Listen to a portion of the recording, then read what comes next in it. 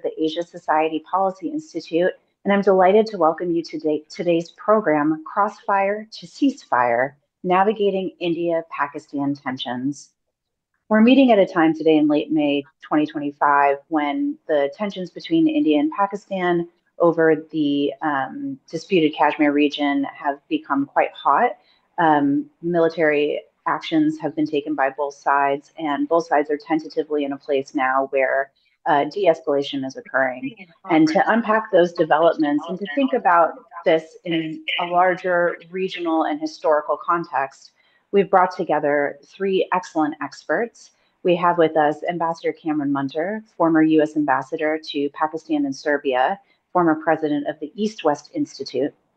We have our Senior Director of our ASPI Delhi office, Akshay Mathur, who is an expert in geoeconomics and regional dynamics. And we have our Director of South Asia Initiatives, Farwa Aamer, who's been following these developments from New York. Farwa, I want to start with you.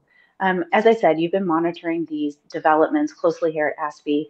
And to help us kind of set the context, why don't you take us through the recent developments after the Pahalgam attack that took India and Pakistan dangerously close to the brink of war? How did this particular incident differ in terms of its intensity or character to bring us to where we are today? Thank you, Rory. Pleasure to be here. Sure. So it's been a tense few weeks. The immediate trigger was the deadly terrorist attack in Pahalgam on April 22nd that India quickly attributed to Pakistan-based elements pointing to cross-border linkages. Pakistan categorically denied involvement.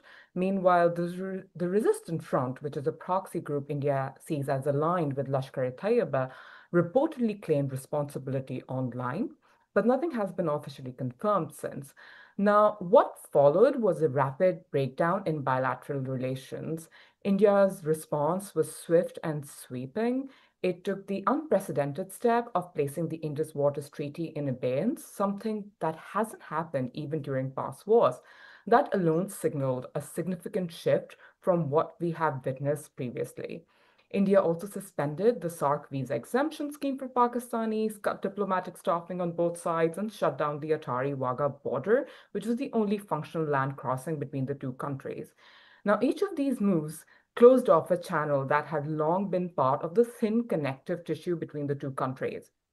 Pakistan responded in kind, suspending trade, including via third countries, canceling similarly SARC visa exemption for Indians, closing its airspace for Indian-owned and operated airlines, and most notably, warning that any disruption to Indus River flows would be treated as an act of war.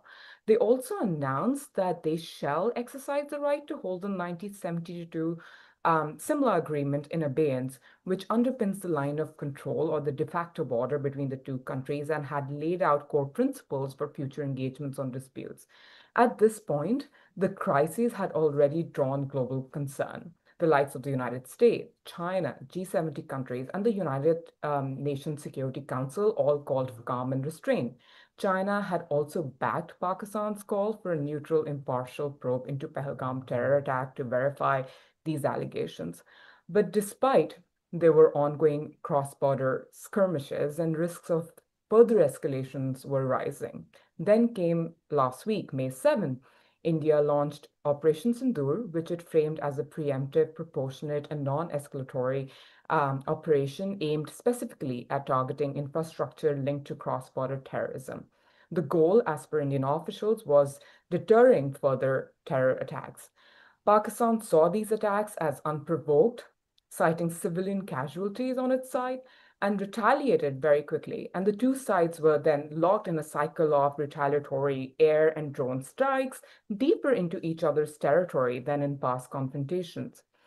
It was once India struck Pakistan's Noor Khan Air Base, a site which is viewed as strategically sensitive due to its proximity to elements of the country's nuclear command structure.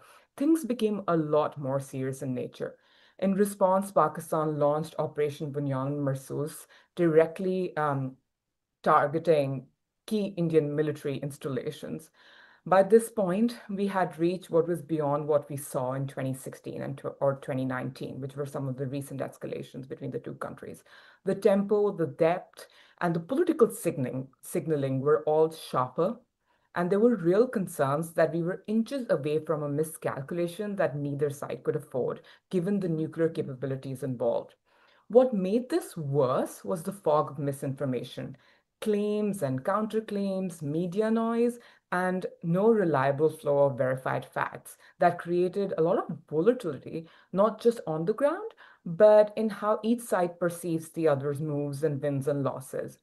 Who shot down what were the damages to the sites? Nothing was really getting verified.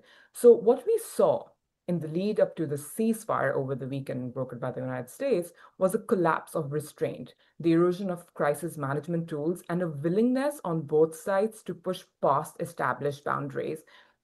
What we are now left with is a situation that may have paused but hasn't truly stabilized. The guardrails have been tested and in some cases broken, and that makes the next crisis not just likely, but potentially much harder to control.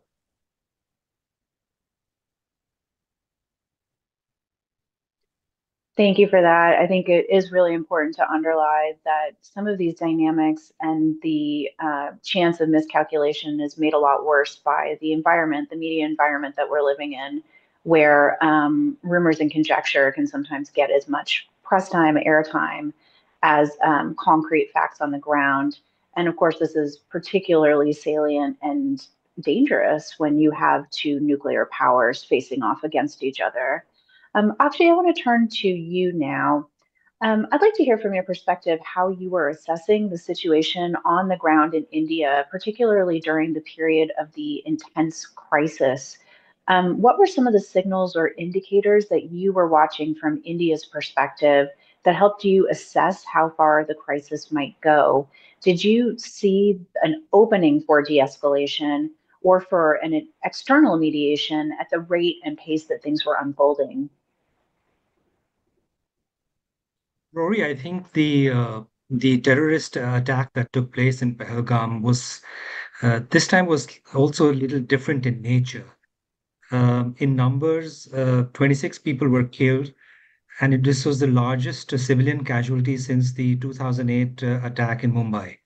So it was different, and also it was different in the way it was carried out. The terrorists came out in the open. They asked the tourists for their religion, and they shot the Hindus, in some cases in front of their spouses, in some cases in front of their children, and they left their family members alive, so that encouraging them, in fact, to go and recount the horror to different Government of India officials and to the media. So there was outrage in India of a different kind that was palpable to anybody, let alone experts such as ourselves who follow international affairs. Therefore, the revenge against terrorists and whether there was going to be some action, I think that was obvious. The large parts of Indian society and policy-making circuit were asking the government to take immediate response.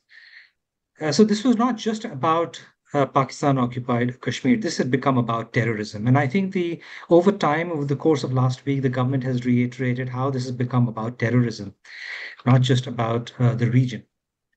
And the government started signaling on how they are going to respond to this. So as Farwa mentioned, the Indus Water Treaty was put into abeyance.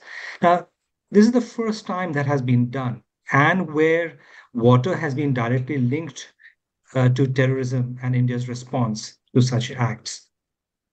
Second, the precision strikes, I think, that were seen here by the government, but also by the citizens as somewhat measured.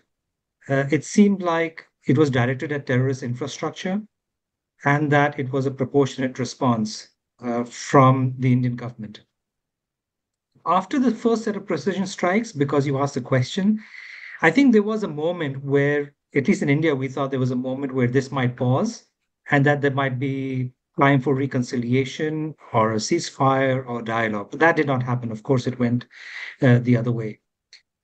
I do want to emphasize that I think the Indus Water Treaty, which has now been put in abeyance, I think that seems irreversible at this point. And that's going to directly impact citizens, particularly in Pakistan, but also has economic costs. And so we will have to analyze what the implications of putting a shared water treaty in abeyance is going to be. At least here in India, the government has emphasized that they have overcome the fear, or they've also been referring to it as a bluff, for a nuclear response. So I think that's the second big change as far as the Indian government's response is concerned. And finally, I think that the Prime Minister made a statement, on one of the speeches, saying that terror and talks can't go together, and water and blood can't flow together. So you can imagine that this particular series of exchanges and what has happened over the course of last week, or rather since the attack in Pahalgam, has been absorbed quite differently by the current government. I sense that there were equal number of people in India that were hoping that some reasoning would come through, and that it would not escalate beyond a point. And I think a large part of the society is satisfied that there was some response from India, perhaps a little bit more than what we have done in the past, in gunning down the terrorists that have been responsible. So let me just stop there, and I think I can come back to it if there are other questions.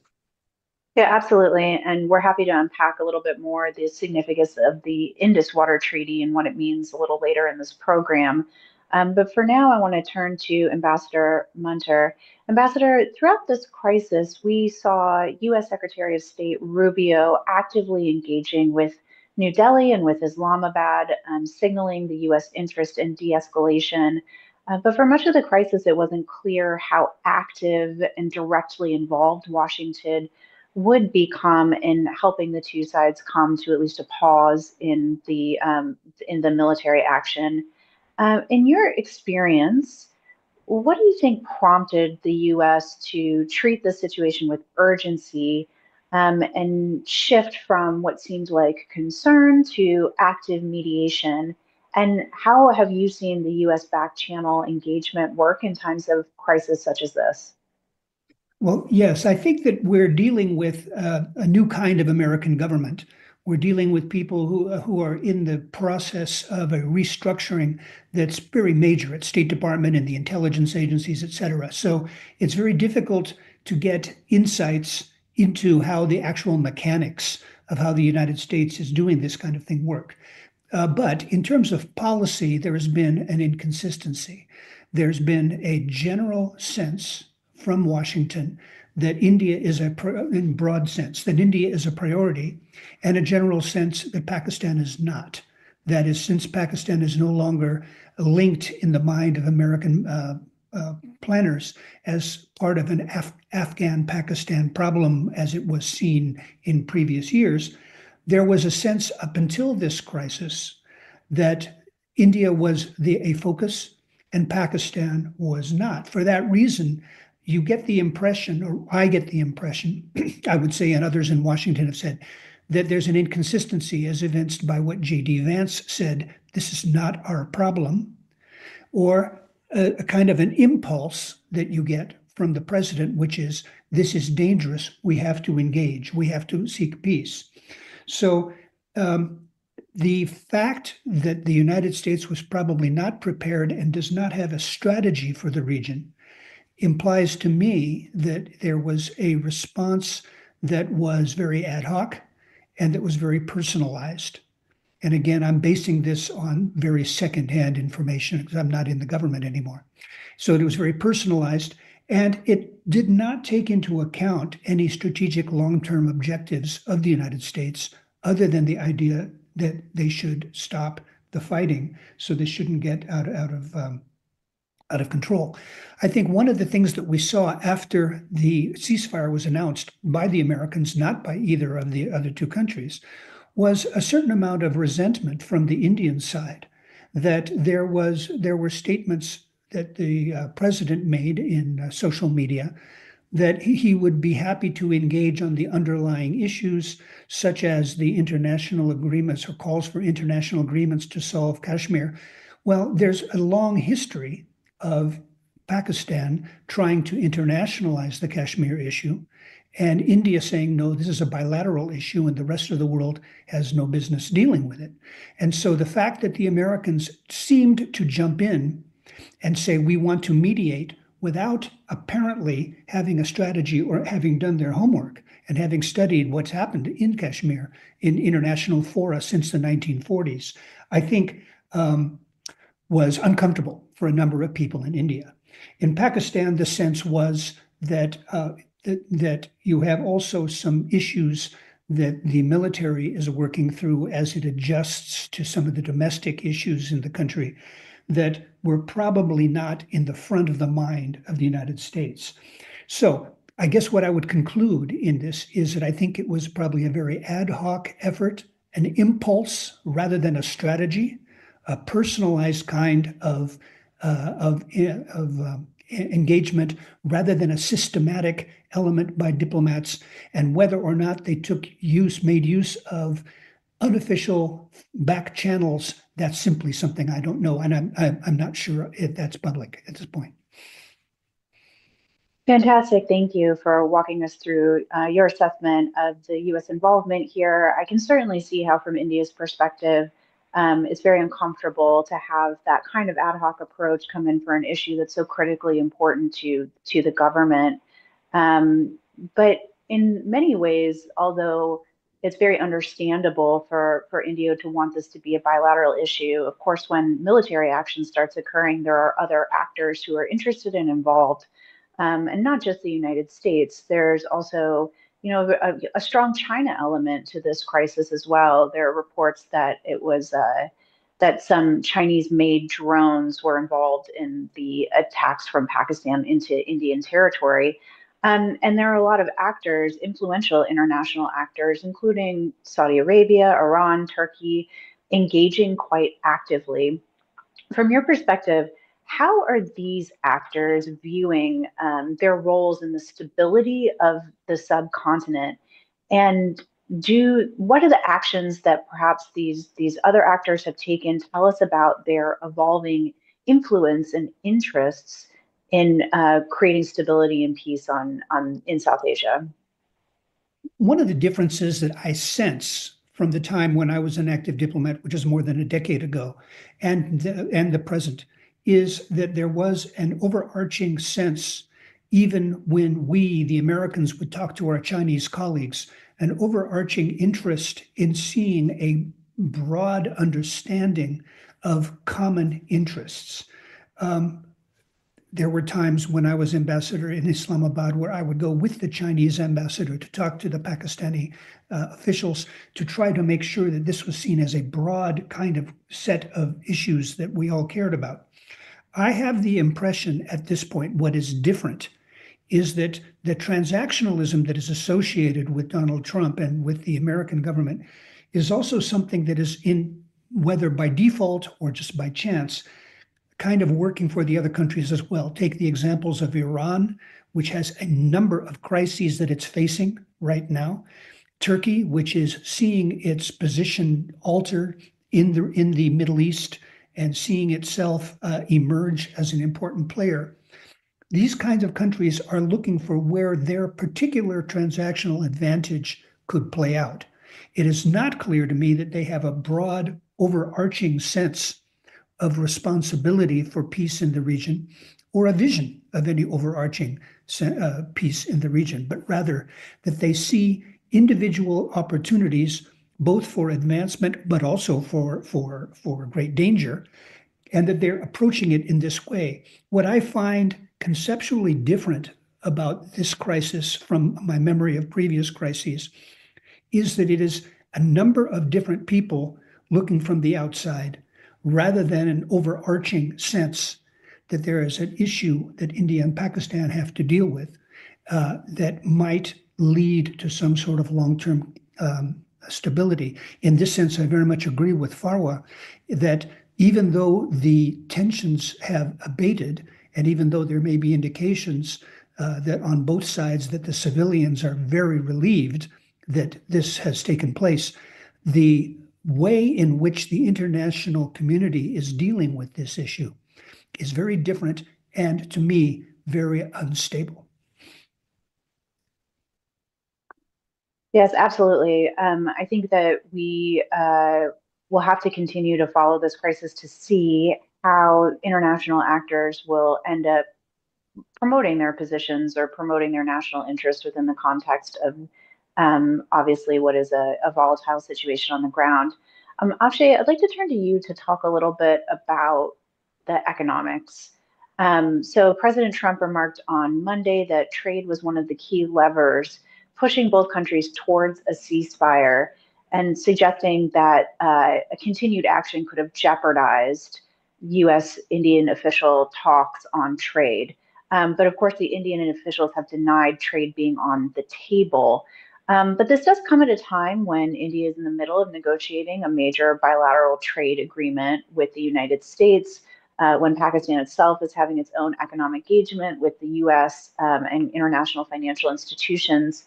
From your perspective, how significant could have been the potential economic cost of prolonging this crisis for both countries? And do you think that an assessment of the economic cost played a role in the de-escalation that occurred? You might have seen that at least the Indian government has already denied that trade was part of the conversation.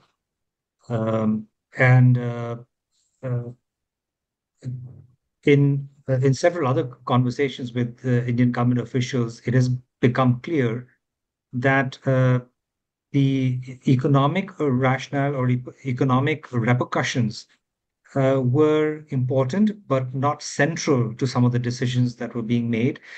That's not surprising, as you can imagine. National interests, particularly security interests, at times have to trump near or short-term economic interests. Over time, of course, when you talk about economic cost of this getting prolonged, here at least, the India's macroeconomic numbers, I think, are there to support a more longer engagement. With $665 billion in foreign exchange reserves, which is like the fourth largest in the world after China, Japan, and Switzerland. It's with $5 trillion of stock market capitalization, like also fourth largest in the world. And inflation rate numbers that came in today at 3.1%, 6.2% of growth. All these macroeconomic numbers just go on to suggest that, clearly that we have the economic heft and forbearance to take on a longer engagement if necessary.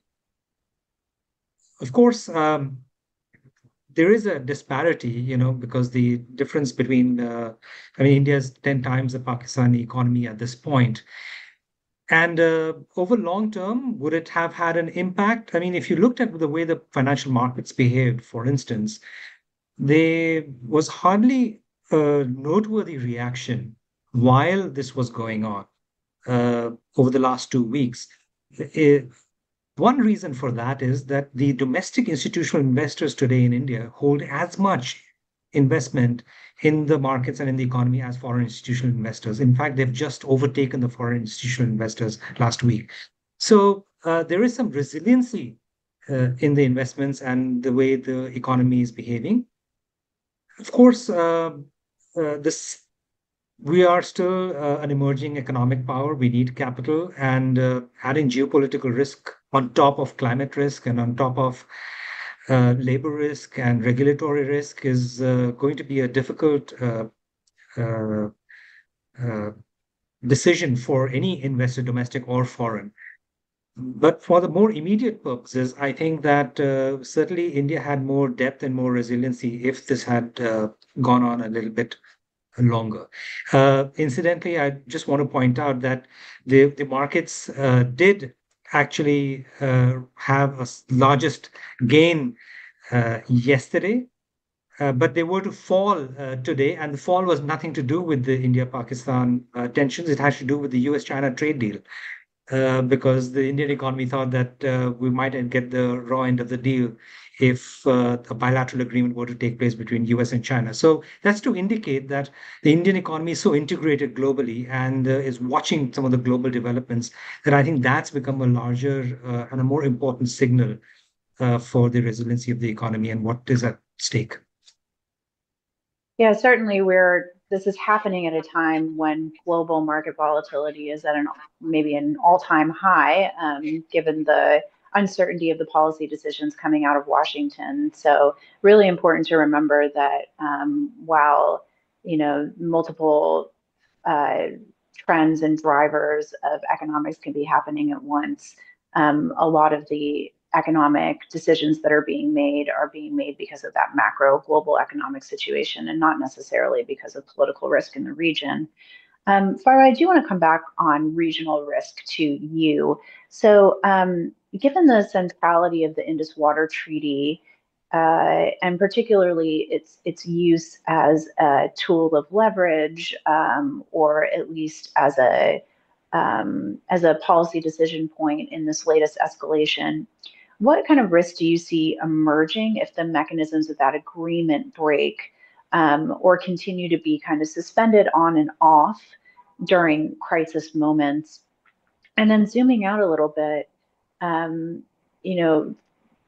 to us a little bit about what the implications are of India-Pakistan tensions for the development and economic regional security, economic prospects in South Asia for the smaller neighbors that are in the region.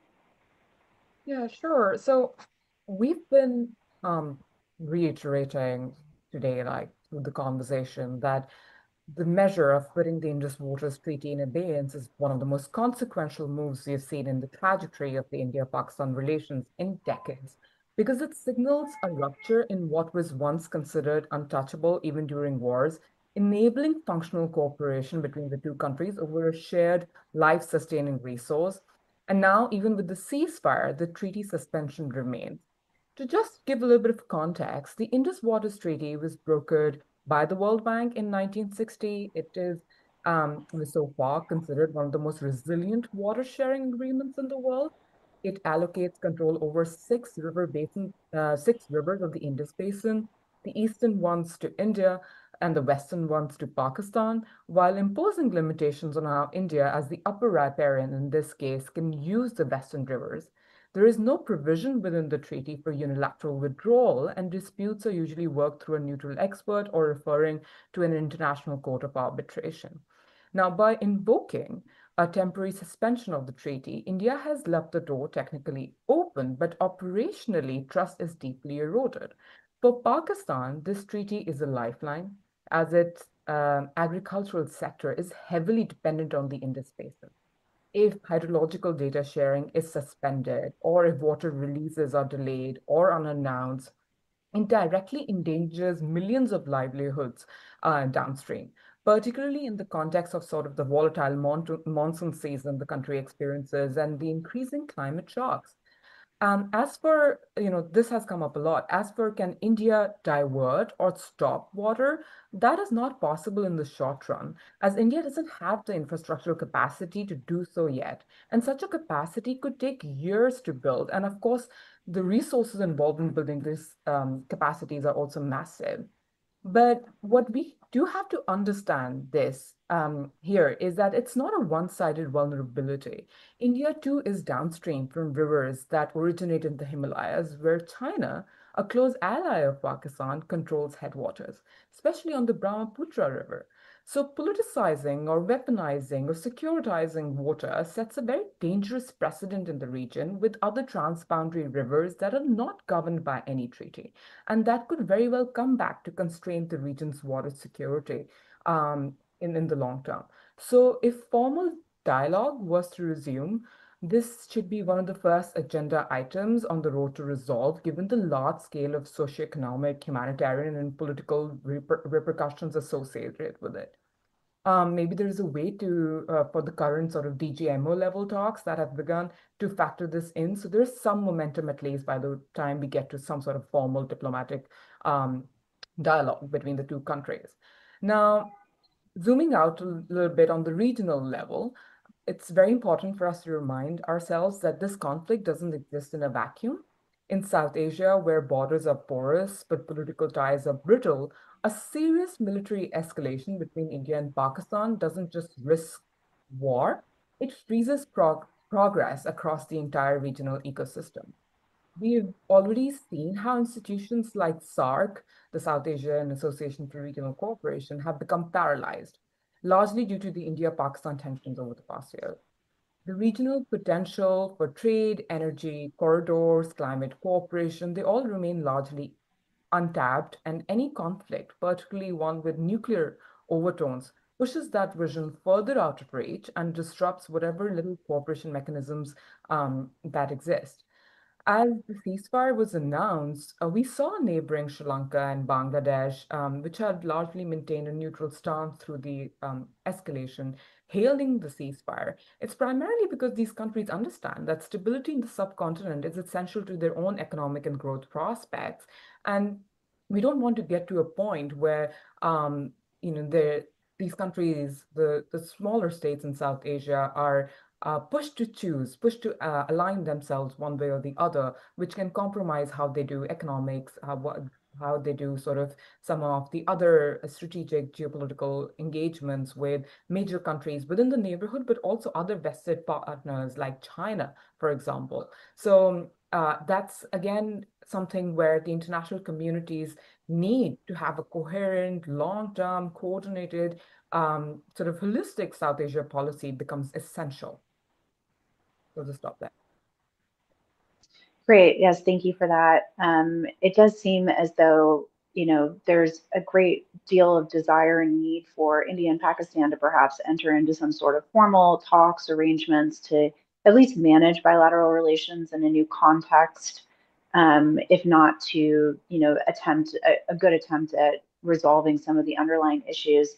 Ambassador Mathur, I would like to get your sense of the prospects for such talks starting. What do you think it would take for India and Pakistan to be comfortable, mutually comfortable, coming to the table together to discuss either, what has just currently happened, or to get in a little bit more detail on how to resolve some of the underlying issues?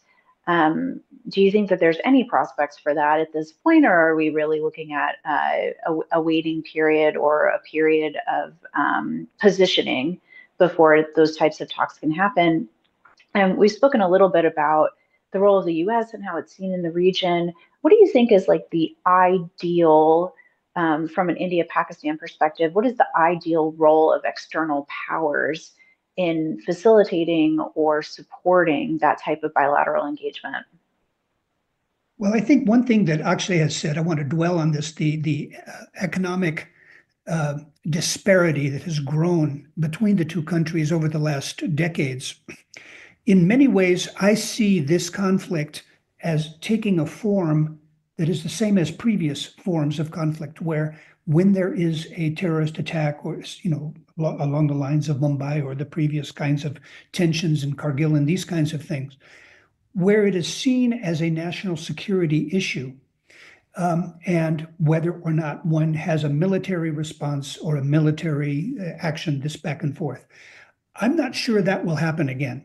I'll go out on a limb and predict this. I think that what India is realizing, and what will be one of the lessons that I predict our Indian friends will draw, is to really take it into account just how much more powerful they are than Pakistan. Many Indian leaders have kind of bemoaned the idea that, I think someone used the phrase, we have tried to get rid of the hyphen in Indo-Pak for so many years, and now we're being put back in to this Indo-Pak kind of tension.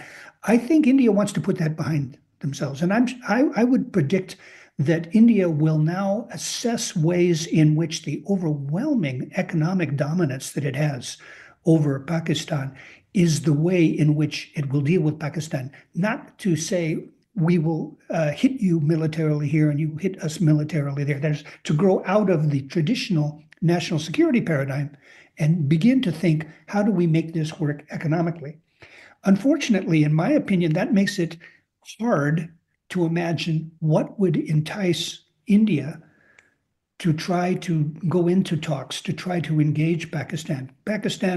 One could argue that Pakistan is doing a little bit better than it has done in the past economically, but the range of its problems and the range of its political difficulties and the inability of the political structures in Pakistan to move ahead economically are so great that I think it's going to be necessary to engage India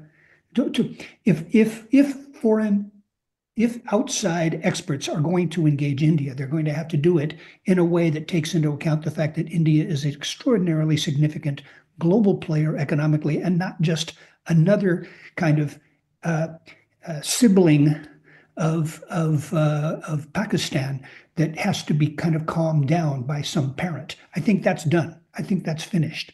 The only question is whether the Americans, the Chinese, some of the other people in the region are creative enough to try to see this in an economic and broad way, taking into account what India is capable of doing. I think that the thing that makes me skeptical, I guess, about the progress of sitting down and really trying to solve these things is that it will take a little while for the leaders in both countries to assess how close they came to conflict and what they want to say. But I would imagine that the deeper lessons will be on the Indian side, that it doesn't have to play the game the way it's been played in the past. And if other countries can assess that, there may be a way to talk, but I guess that's a very long-winded way of saying I don't expect India and Pakistan to engage fruitfully anytime in the next few months. So thank you for that. I think that's a realistic and sober assessment of growing Indian confidence in its abilities, in its role in the world stage, and its role in regional affairs.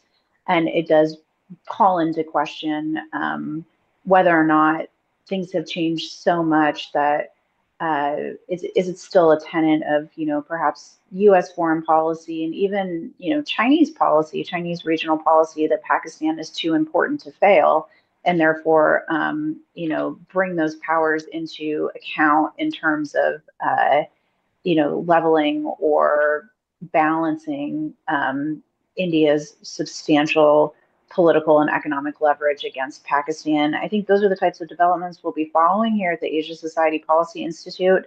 And please stay tuned for more on that. You can follow us online at asiasociety.org, on our YouTube channel, across our social media channels, and we'll be sure to get this group back together as the developments unfold and continue to look at the role of India, Pakistan, regional players, and of course, major global players in addressing the crisis and in creating the terms and conditions where there might be peace and stability in the region.